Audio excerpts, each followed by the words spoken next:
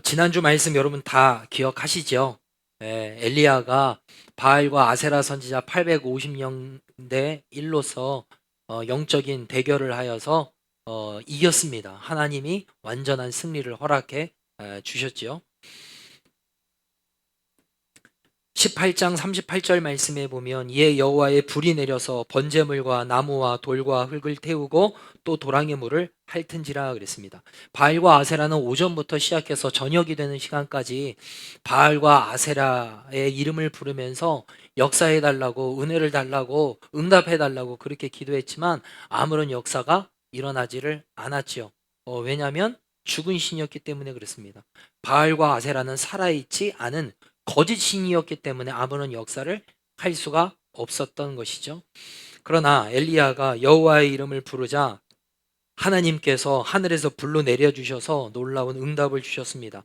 그 모습을 보고 이스라엘 백성들이 이렇게 고백했죠. 39절 말씀에 모든 백성이 보고 엎드려 말하되 여호와 그는 하나님이시로다. 여호와 그는 하나님이시로다. 우리가 그동안 잘못된 것을 믿었다. 여호와가 우리의 전능하신 하나님이시지. 맞아. 그리고 주님께로 돌아가야지. 이렇게 고백을 했다라는 거예요. 여러분, 엘리야가 이 바알과 아세라 선지자 850명을 어떻게 했냐면 기손 시내가라는 곳에서 가서 다 그들을 죽입니다. 그러니까 완전한 대승리를 거두었습니다. 그 소식을 들었던 이 아합의 아내 이세벨이 자신이 믿는 신이었던 바알과 아세라 선지자를 다 죽였다. 그리고 영적인 정쟁에서 대패를 했다라는 소식을 듣고 이 이세벨이 어떻게 하냐면 19장 2절 말씀입니다.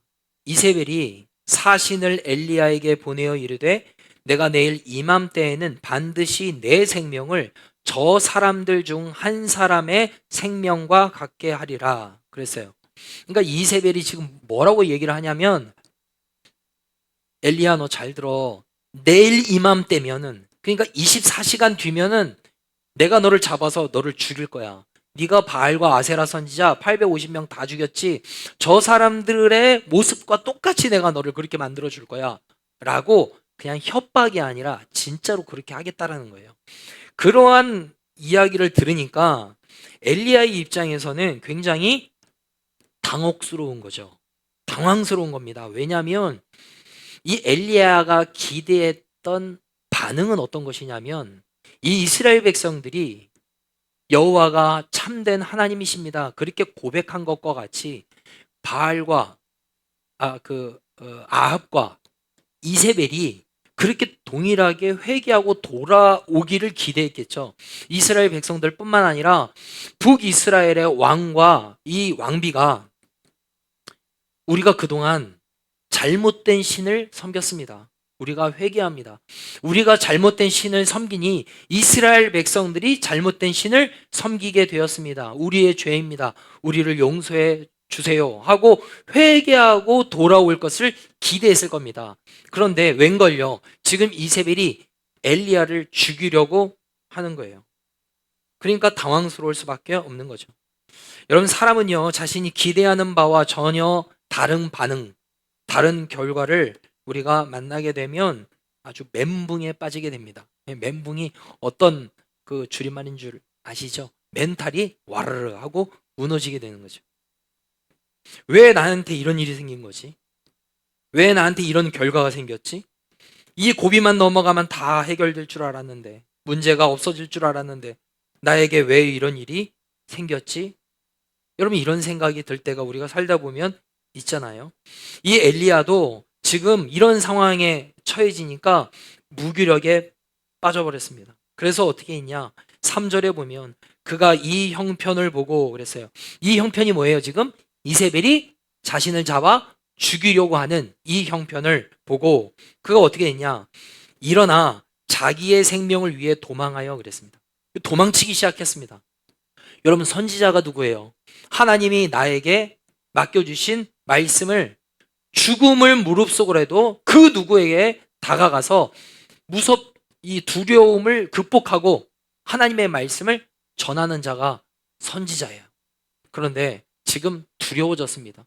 내 생명을 앗아갈까봐, 찾아갈까봐 이 두려워 떨고 있는 이 엘리야의 모습을 볼 수가 있죠. 자, 그리고 어떻게 하냐? 4절 말씀해 보니까 자기 자신은 광야로 들어가 하룻길쯤 가서 그랬어요. 광야로 들어갔어요. 아무도 없는 그곳에 간 거예요. 여러분, 사람이 뭔가 큰 문제를 딱 맞닥뜨리게 되면은 당황할 뿐만 아니라 큰 문제, 자기가 감당할 수 없는 그 문제를 만나면 어떤 모습을 취하게 되면 현실을 피하고 싶죠. 도피하고 싶은 생각이 드는 거죠. 이 엘리야가 그랬던 것 같아요. 3절 말씀에 보면 자기 생명을 위해 도망쳤죠.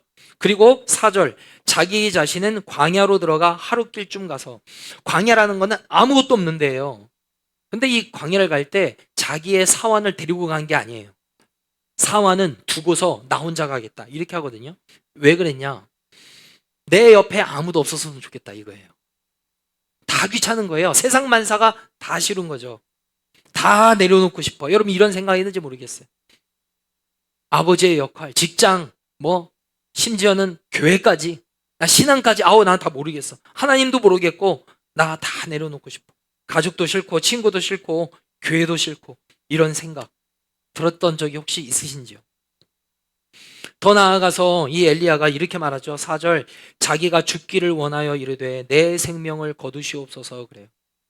하나님 앞에 기도하는 거예요. 하나님, 나 그냥 죽여주세요, 이러는 거예요. 내 생명을 거두어주세요. 나 지금 넉넉합니다. 살 만큼 살았습니다. 됐습니다. 이만하면 족합니다. 내 생명을 거두어주세요. 이렇게 기도하는 거죠. 힘들어요, 괴로워, 이 정도 차원이 아는 거예요. 넘어서는 거예요. 죽고 싶다라는 거죠. 그리고 그 다음 말씀에 보면 4절 하반절에 보면 이렇게 나오죠.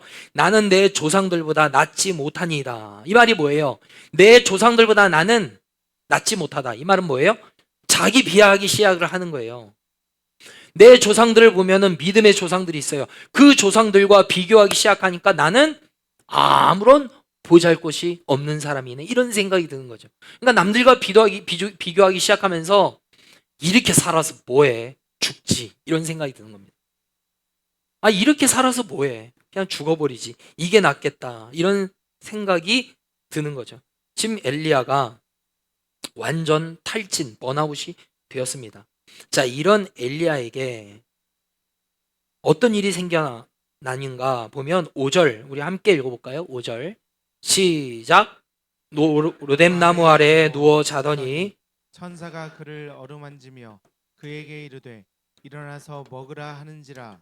아멘. 아멘. 자, 이 엘리야가 로뎀나무의 아래에 누워 자더니 천사가 그를 어루만지며 그랬어요. 천사가 등장해요. 누가 보낸 천사입니까? 하나님이 보낸 천사예요. 완전한 무기력에 빠져가지고 도망치고 싶고 아무것도 하기 싫고 세상 만사가 다 싫고 그냥 내 생명을 거둬주세요. 차라리 죽는 게 낫겠습니다. 이런 반응을 보여 있는, 무기력한 삶을 살아가고 있는 엘리야에게 하나님이 천사를 보내주시면서 어떻게 하셔요? 그를 어루만지며 그랬어요. 여러분, 어루만졌다는 거예요. 하나님이 터치해 주셨다라는 거예요. 완전 좌절과 낙심의 상태에 빠져 있는 이 엘리야에게 주님이 오셔서 무엇 하셨냐면 하나님이 보내신 천사의 손길을 통해서 어루만져 주셨다라는 거예요. 여러분, 우리의 자녀들이 뭔가 아프고 배탈이 나고 그렇게 하면 엄마가 엄마 손은 약손 하면서 배 문질러 주잖아요. 그와 같이 찾아와서 엘리야를 어떻게 하고 있는 거예요? 어루만져 주는 거예요. 등어를 토닥이면서 어루만져 주는 거예요. 위로해 주시는 하나님의 손길을 지금 엘리야가 경험을 하고 있습니다. 그리고 나서 뭐라고 하셔요? 일어나서 먹으라 그래요. 여러분, 힘이 없을 때 누군가 연락해서 요즘 힘들지? 내가 밥 사줄게. 여러분, 그렇게 하면 그 사람은 굉장히 고마울 거예요. 근데 하나님이 보내신 천사가 와가지고 지금 위로해 주면서 일어나 먹어 하면서 무엇을 준비해 줬냐? 보면요, 우리 6절 본즉 머리맡에 숯불에 구운 떡과 한 병 물이 있더라 그랬습니다. 여러분, 천사가 직접 지금 숯불에 구웠어요. 여러분, 어디에 구웠어요? 숯불에요.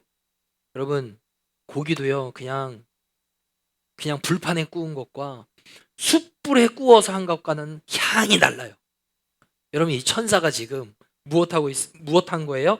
숯불을 직접 피워가지고 직접 떡을 구웠어요. 그러니까 따뜻한 식은 떡이 아닙니다. 따뜻한 빵, 따뜻한 떡을 직접 구웠습니다. 그리고 난 다음에 떡을 먹다가 목 막힐 수 있잖아요. 그러니까 뭐까지 준비해줘요? 한 병 물이 있더라. 여러분, 한 모금도 아니에요. 한 병을 줬다라는 거예요. 여러분, 이 하나님의 따뜻한 섭리를 볼 수가 있습니다. 지쳐있고 낙심되어 있는 이 엘리야에게 찾아와서 하나님이 보낸 천사가 와서 무엇 해줘요? 위로해 주는 거예요. 어루만져 주는 거예요. 그러면서 일어나 힘내 하면서 직접 떡을 구워서 물과 함께 주는 거죠. 자, 이것을 이제 엘리야가 먹습니다. 7절 말씀해 보니까 여호와의 천사가 또 다시 우리 6절 말이에요. 6절. 본즉 머리맡에 숯불에 구운 떡과 한 병 물이 있더라. 이에 먹고 마시고 다시 누웠더니. 그러니까 하나님이 만들어준 떡과 물을 일어나서 엘리야가 먹었습니다. 그리고 뭐 하냐면 다시 누웠다 그랬어요. 아까 로뎀나무에 누워 있었잖아요. 근데 먹었습니다. 그리고 다시 누웠다라는 거 무엇을 의미하는 거예요? 먹고 다시 나 몰라 이렇게 했다는, 다 귀찮고 나 모르겠어 이렇게 했다는 거예요. 자, 그 모습을 본 하나님께서 어떻게 하시냐. 7절에 여호와의 천사가 또다시 와서 어루만지며 이르되 일어나 먹으라. 여러분, 하나님의 따뜻한 사랑이 여기에 지금 우리가 발견할 수 있어요. 여러분, 한번 일어나 먹어 하면서 떡을 구워줬습니다. 물을 줬습니다. 먹었습니다. 그런데 다시 누워요. 다시 주님이 천사를 보내주셔서 또 다시 어떻게 해주셔요? 어루만져 주시는 거예요. 또 다시 만져주시면서 일어나 먹어 힘내 이렇게 말씀을 하시는 거죠. 여러분, 다시 한번 기회를 주시고 다시 한번 찾아와 주셔서 위로하시는 하나님의 따뜻한 사랑이 담겨져 있습니다. 여러분, 만약에 하나님이 이런 하나님이 아니라면 우리가 한두 번 하나님의 경고를 받고 너 그렇게 살지 말라고 그랬지, 너 그렇게 하면 안 된다고 했지, 너 그런 죄 지으면 안 된다고 했지, 만약에 하나님의 채찍을 당했어요.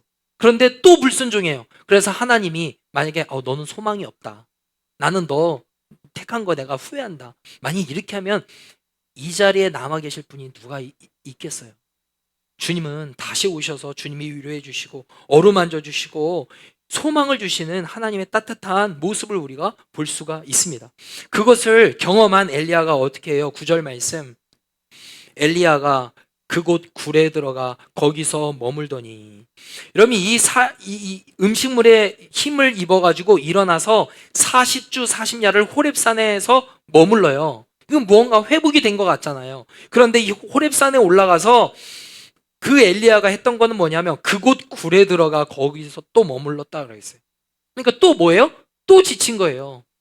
산에 올라갔습니다. 그러면 하나님의 사명을 무언가 감당을 해야 되는데 무엇 했냐면 또 굴에 들어가서 혼자 누워 있었다라는 거예요. 이 정도였으면 여러분 소망이 좀 없어 보이잖아요. 됐어. 버스 떠났다. 너 말고 다른 선지자를 내가 들어서 쓰겠다. 여러분, 이렇게 할 만도 하잖아요.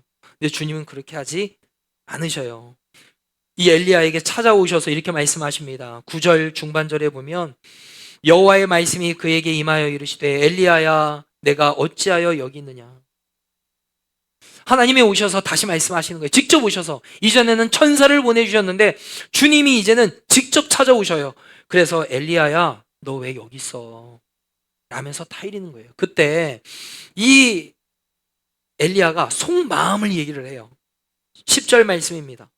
그가 대답하되 내가 만군의 하나님 여호와께 열심히 유별하오니 이는 이스라엘 자손이 주의 언약을 버리고 주의 제단을 헐며 칼로 주의 선지자들을 죽였음이오며 오직 나만 남았거늘 그들이 내 생명을 찾아 빼앗으려 하나이다. 근데 이 말씀을요 14절에도 토시 하나 바뀌지 않고 똑같이 얘기를 합니다. 지금 이 말이 어떤 말이냐면 이런 거예요. 만군의 하나님 여호와여 내가 주님께 열심히 유별입니다.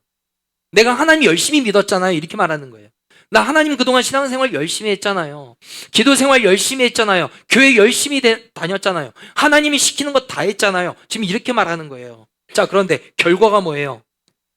이스라엘 자손이 다 회개하고 돌아오면 좋은데 그들이 어떻게 해요? 이스라엘 자손이 주의 언약을 버리고 주의 제단을 헐어버렸고 예배의 제단을 헐어버렸습니다. 그리고 칼로 주의 선지자들을 죽였음입니다. 그것을 다 보았다라는 거예요. 아니 바알과 아세라 선지자를 죽여야 되는데 이 백성들이 그 칼을 가지고 선지자들을 죽였습니다. 주님의 선지자를. 자기가 원하는 결과가 전혀 볼 수가 없는 거죠. 그 다음에 뭐예요? 오직 나만 남았거늘. 지금 여호와를 믿는 사람이 나 혼자만 있는 것 같습니다. 나 혼자밖에 없어요. 내가 어떻게 믿음으로 버텨요? 이렇게 말하는 거예요. 심지어는 그 다음에 그들이 내 생명을 찾아 빼앗으려 하나이다 그랬어요. 이제는 두려움을 넘어서서 이제는 내 생명이 이제는 빼앗길 것 같습니다. 나를 사로잡으려고 오고 있습니다. 지금 이런 상황에서 내가 어떻게 그러면 무기력하지 않을 수 있겠어요? 아니 내가 열심히 하나님 위해서 이렇게 쓰임 받으려고 열심히 노력했잖아요. 이게 결과가 뭐예요? 이렇게 말하는 거예요. 여러분 우리도 그럴 때 있잖아요. 내가 열심히 하나님 앞에 기도했어요. 열심히 하나님 앞에 헌신했어요. 열심히 예배를 드렸어요. 근데 내 삶의 결과가 내가 원하는 모습이 안 나와요. 상황이 전혀 나아 보이지를 않아요. 오히려 내 삶이 점점 더 힘들고 어려워지는 것 같아요. 여러분 실제적인 삶에서 우리의 삶에서 이런 모습이 있단 말이에요. 여러분 엘리야의 모습이 우리의 모습이죠. 내가 원하는 모습이 결과가 이렇게 나오지 않습니다. 이렇게 말하는 거죠. 근데 그때 주님이 찾아오셔서 뭐라고 계속 말씀하시냐면 7절 하반절에 보면 주님이 이렇게 말씀을 하셔요. 이 엘리야에게 찾아오셔서 계속 위로하시고 힘내야지 일어나야지 하신 이유가 무엇이냐면 7절에 내가 갈 길을 다 가지 못할까 하노라 하는지라 그랬어요. 왜 주님이 계속해서 엘리야에게 오셔서 일어나야지, 어루만져 주시면서 너 일어나, 다시 힘내야지, 내가 준비한 건 먹어 라고 말씀하시면서 계속 세워주시는 그 이유가 무엇이냐면 내가 너에게 맡겨준 사명이 있어. 그 사명 감당하려면 일어나야지 라고 주님이 이렇게 말씀을 하시는 거예요. 한 번이 아니에요. 15절에도 이렇게 나오죠. 여호와께서 그에게 이르시되 너는 내 길을 돌이켜. 지금 뭐예요? 무기력한 상태에 빠져있는 너의 삶을 돌이켜라는 거죠. 광야를 통하여 다메섹에 가서 이르거든 하사엘에게 기름을 부어 아람의 왕이 되게 하라. 이게 사명이에요. 너 지금 아람의 왕을 기름 부어서 삼아야 돼. 16절 너는 또 님시의 아들 예후에게 기름을 부어 이스라엘의 왕이 되게 하고. 이게 앞으로 엘리야가 감당해야 할 사명인 거예요. 또 아벨 무홀라 사밧의 아들 엘리사에게 기름을 부어 너를 대신하여 선지자가 되게 하라. 여러분 나약함에 무기력에 빠져있는 이 엘리야에게 하나님께서 계속 오셔서 어루만져 주시고 위로하여 주시고 먹을 것을 주시고 일어나야지 다시 시작해야지 라고 하시는 이유는 무엇이냐면 하나님이 엘리야에게 맡겨주신 사명이 있기 때문이다라는 거예요. 내가 너에게 맡겨준 사명이 있잖아. 내가 너에게 맡겨준 그 일이 있잖아. 그거 감당하려면 일어나야 돼. 다시 시작하자. 그 사명 감당하자. 하나님이 이렇게 말씀을 하시는 거예요. 그러면서 이 엘리야가 가진 생각을 바꾸어 주십니다. 우리 18절 말씀 읽어볼까요? 18절 시작. 그러나 내가 이스라엘 가운데 7,000명을 남기리니 다 바알에게 무릎 꿇지 아니하고 다 바알에게 입맞추지 아니한 자니라. 아멘. 자, 하나님이 뭐라고 말씀하시냐면 내가 이스라엘 가운데 7,000명을 남기리니 바알에게 무릎을 꿇지 아니하고 바알에게 입맞추지 않은 7,000명을 남기겠다라는 거예요. 지금 엘리야가 가진 생각을 바꾸어 주시는 거예요. 하나님이. 엘리야가 가진 생각은 뭐예요? 나 혼자 남았습니다라는 거예요. 지금 하나님을 믿는, 여호와를 하나님으로 믿는 자는 오직 나 하나밖에 남지 않았습니다. 외롭습니다. 쓸쓸합니다. 고통스럽습니다. 이 믿음 어떻게 지킵니까? 라고 말하는 거예요. 근데 하나님이 엘리야의 생각을 어떻게 바꿔주시는 거예요. 너 혼자라고? 아니야. 바알에게 무릎 꿇지 않은 7,000명의 사람이 남아있어. 지금 엘리야의 눈에는 보이지 않았습니다. 그런데 하나님께서 깨닫도록 하시는 거예요. 너 혼자라고? 아니야. 너 혼자 아니야. 믿음을 지키는 7,000명의 사람이 지금 있어. 그 사람이 너를 위해서 기도하고 있어. 그러니까 너 두려워하지 말고, 염려하지 말고, 좌절하지 말고, 낙심하지 말고 그 자리에서 일어나. 주님이 이렇게 말씀을 하시는 거예요.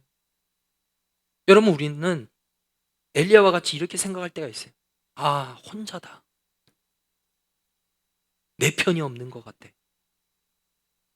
혼자 있는 것 같아. 아니요. 하나님께서는 믿음의 공동체를 저와 여러분에게 다 허락해 주셨습니다. 누구예요, 그게? 이 자리에 앉아 계신 여러분들이 다 바알에게 무릎 꿇지 않은 남아있는 믿음을 지킨 하나님의 사람이에요. 여러분들이 혼자 있는 것 같다라고 생각이 들 때 옆에 사람들을, 성도님들을 바라보세요. 성도님들이 여러분을 위해서 기도하고 있습니다. 요즘 이제 톡방에, 저희 교회 톡방이 여러 가지가 있는데 중보기도 톡방이 하나가 생겼거든요, 얼마 전에. 근데 어떤 직장의 문제로 인하여서 함께 기도해 달라고 톡에 올라오는 거예요. 자신의 딸을 위해서, 자신을 위해서 기도해 주세요. 여러분, 이게 바알에게 무릎 꿇지 않은 성도들의 연합함이에요. 제가 처음에 부임하고 이렇게 왔을 때 많은 분들이 저한테 그랬습니다. 목사님, 우리 창대교회 예전에요, 처음에는요 250명, 300명이 있었습니다. 여기에 빈자리가 없을 정도로 가득했습니다. 근데 목사님 다 떠났어요. 어느 교회로 가고요, 어느 교회로 가고요, 다 갔습니다. 여러분, 간 사람은 간 사람이고요, 남아있는 사람들이 있잖아요. 남아 계신 여러분들이 있잖아요. 여러분, 하나님은 그 남아 계신 그 하나님의 사람을 통하여 하나님의 놀라운 역사를 이루어가 주실 줄로 믿습니다. 여러분, 떠난 사람 볼 필요 없어요. 남 탓할 필요 없습니다. 누구 때문에 나갔다 할 필요도 없습니다. 남아있는 하나님의 사람을 통해서 하나님의 놀라운 구원을 이루어 가실 줄로 믿습니다. 남아있는 저와 여러분들을 통하여서 하나님은 창대교회의 놀라운 부흥의 역사를 일으키실 줄로 믿습니다. 여러분, 그 믿음으로 나아가셨으면 좋겠어요. 여러분, 좌절할 필요 없습니다. 떠난 사람 보고 볼 필요 없습니다. 나간 사람 볼 필요도 없습니다. 누구 탓할 필요도 없습니다. 하나님께서는 무기력하고 나약해진 사람에게 찾아오셔서 주님은 어루만져 주십니다. 그리고 새 힘 부어 주십니다. 그리고 일어나라. 내가 너에게 맡겨준 사명이 있잖아. 주님이 이렇게 하시는 거예요. 여러분, 그 사명이 뭐예요? 여러분, 사명은요 목회자만 같습니까? 아니에요. 하나님이 여러분들에게 다 맡겨주신 사명이 있으시잖아요. 가정 안에서의 사명이 있잖아요. 직장 안에서의 사명이 있잖아요. 교회 안에서의 사명이 있습니다. 하나님은 여러분을 통하여서 여러분의 가정이 구원받기를 원하십니다. 하나님은 여러분들을 통하여서 하나님의 나라를 이루어가기를 원하십니다. 그는 목사님을 통해서, 뭐 특별한 사람을 통해서, 능력 있는 사람을 통해서만 일하시는 것이 아닙니다. 이 자리에 남아 계신 여러분들을 통해서 하나님은 놀라운 역사를 이루어가 주실 줄로 믿습니다. 여러분 엘리야도 넘어집니다. 엘리야도 넘어져요. 엘리야가 얼마나 대단한 선지자인데요.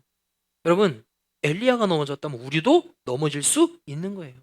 아, 어떻게 사람이 그렇게 그럴 수 있어? 어떻게 목사님이 그럴 수 있어? 어떻게 장로님이 그럴 수 있고 권사님이 그럴 수 있어?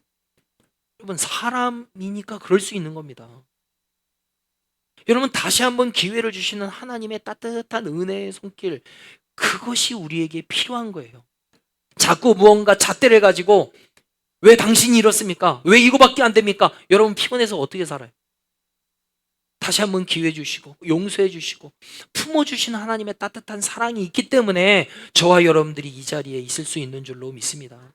여러분, 혹시 엘리야와 같이 지금 무기력에 빠져 계신 분들 계시다면 하나님이 주시는 따뜻한 은혜의 손길을 경험하게 되기를 예수님 이름으로 축복합니다. 저와 여러분들의 힘과 능력으로 일어나야 할 수 없는 그런 상태를 만날 수가 있어요. 그때 누구의 힘이 필요하냐면 하나님의 은혜의 따뜻한 손길이 필요합니다. 그래서 여러분, 지쳐 계실 때 은혜의 자리를 사모하세요. 힘들 때 더욱 기도하시려고 몸부림치세요. 그러면 하나님이 반드시 어루만져 주시고 위로해 주시고 다시 한번 일어날 수 있는 새 힘을 하나님이 허락하여 주실 줄로 믿습니다. 저와 여러분들에게 지금 필요한 건 뭐예요? 하나님의 따뜻한 어루만져 주심, 그것이 필요합니다. 하나님의 따뜻한 은혜의 손길이 지금 필요합니다. 그걸 여러분 구하셨으면 좋겠어요. 내가 지쳐있고 낙심되어 있을 때, 너 왜 이거밖에 안 돼? 너 신앙생활 그렇게 오래 했는데 너 이거밖에 안 되니? 네가 이 모습이니? 주님은 그렇게 하지 않으십니다. 주님은 다시 한번 찾아오셔서 어루만져 주십니다. 많이 힘들지? 너 많이 괴롭지? 그러나 다시 주저앉지 말고 일어서자. 내가 너에게 힘줄게. 다시 한번 내가 너에게 맡겨준 사명을 향해서 달려나가자. 이렇게 말씀하시는 하나님의 따뜻한 사랑에 힘을 얻고 위로를 얻고 용기를 얻을 수 있는 저와 여러분 모두가 되기를 예수님 이름으로 축복합니다. 기도하겠습니다.